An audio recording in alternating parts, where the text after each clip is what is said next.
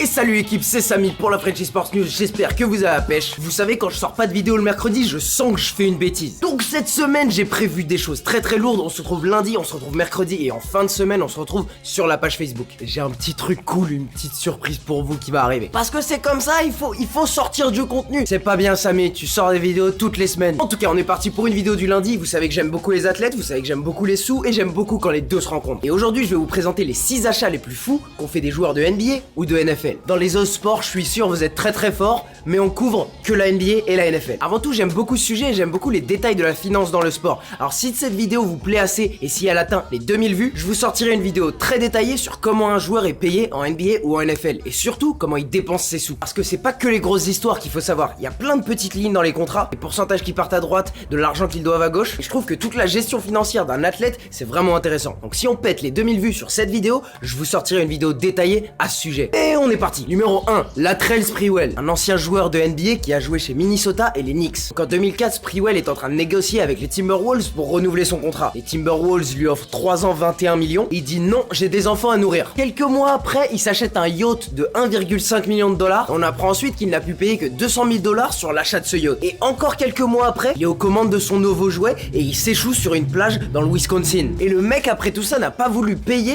les frais pour rapatrier son yacht jusqu'à chez lui. On commence vraiment bien. Numéro 2, Arian Foster, l'ancien running back des Texans. Arian Foster, ça a toujours été un mec marrant et même un mec spiritueux. Sur Twitter, il a même détaillé comment il battrait un loup à main nue. Bon, il fait ce qu'il veut. Je m'attendais pas à ce qu'il soit trop stupide avec son argent. Et Arian Foster, il a eu l'idée d'offrir des choses à ses joueurs de ligne offensive pour les récompenser. Parce qu'il enchaînait les bonnes saisons avec eux. C'est commun de faire ça. Carson Wentz chez les Eagles a offert des fusils de chasse à ses joueurs. Et Ezekiel Elliott a offert des petites voiturettes qui ressemblent à des buggy à ses joueurs de ligne offensive. Ça, c'est cool. Et donc, Arian Foster a dépensé 35 000 balles pour offrir des Segway à ses joueurs de ligne offensive. Et c'est seulement après la livraison et après qu'il les ait offerts qu'il s'est rendu compte que les Segway qu'il venait d'offrir ne pouvaient porter que des personnes qui faisaient 110 kilos ou moins.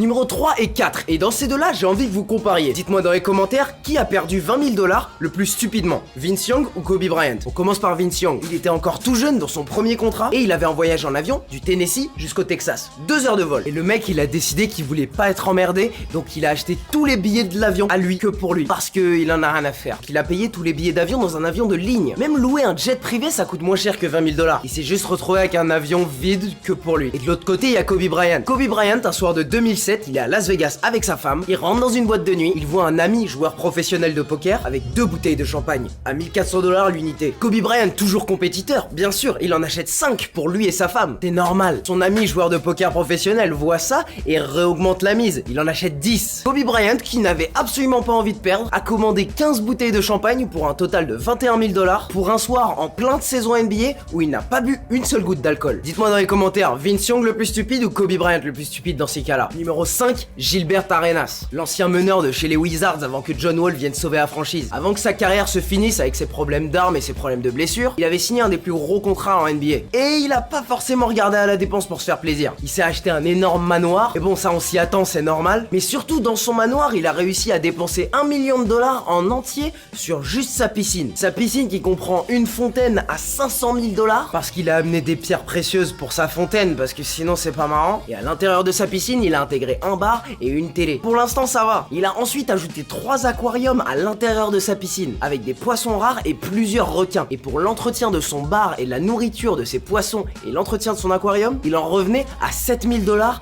de frais par semaine. J'espère que ça donne bien l'effet crachat à la caméra parce que je m'en suis foutu partout. Numéro 6, et je pouvais absolument pas finir cette vidéo sans parler de Shaquille O'Neal. Il y a plein de grosses histoires avec Shaquille O'Neal et je vais vous expliquer comment il a dépensé son premier million de dollars en seulement un jour. Donc chaque encaisse son premier chèque qui vaut 1 million de dollars. Il voit le chèque, il y a écrit 1 million. Il y a beaucoup de zéros, il l'encaisse. À ce moment-là, il a aucune idée de ce que c'est que les taxes. Donc ce qu'il y a vraiment sur son compte, c'est 650 000, quelque chose comme ça. Après être passé à la banque, il fonce chez Mercedes. Il va s'acheter une belle bagnole, 150 000 dollars. Il négocie même pas. Et il paye le tout sur le moment. Il rentre à la maison avec sa nouvelle voiture et son père lui dit très bien, mais elle est où la mienne? Shaq c'est Shaq, hein, il aime les gens. Il lui dit allez c'est parti. Il repart à la même concession le même jour, il remet 150 000 dollars sur la table et il repart avec une deuxième voiture. Sa mère voit les voitures et dit ensuite ah je les aime bien mais j'aimerais bien une un peu plus petite. Il retourne chez Mercedes et il dépose 100 000 dollars sur la table et il retourne avec une troisième voiture. Et Shaq passe le reste de sa journée à acheter des costumes, des billets d'avion, des nuits d'hôtel et des bijoux pour la draft où il va se faire sélectionner pour y faire venir toute sa famille. La La fin de la journée arrive et son banquier l'appelle. Il lui demande s'il sait lire un état de compte bancaire et ensuite il lui envoie par fax ce qui se passe. Oui, le fax existait à ce moment-là. Shaquille O'Neal voit à la fin de la journée qu'il est à moins 80 000 $ sur son compte en banque. Pour certains comme Shaq et Kobe, ils s'en sont très bien sortis financièrement. Mais pour ce qui est de Gilbert Arenas et Sprewell, je suis pas sûr qu'un conseiller financier aurait été une mauvaise idée à ce moment-là. En tout cas l'équipe, c'est tout pour moi, c'était tout pour ma vidéo du lundi sur les pires dépenses que j'ai vues en NBA et en NFL. Dites-moi dans les commentaires parmi cette liste, ça a été quoi la pire dépense selon vous? Et surtout si vous connaissez d'autres histoires, mettez-les-moi dans les commentaires, je veux en savoir d'autres. Comme d'habitude, n'oubliez pas si vous avez aimé la vidéo, mettez un gros pouce bleu juste en bas. J'ai des choses très cool pour vous mercredi sur YouTube et en fin de semaine sur Facebook, donc abonnez-vous si c'est pas déjà le cas. Et pour tout le reste, on se retrouve mercredi 18h pour plus de NFL, plus de NBA. Et ce sera tout pour moi, allez ciao!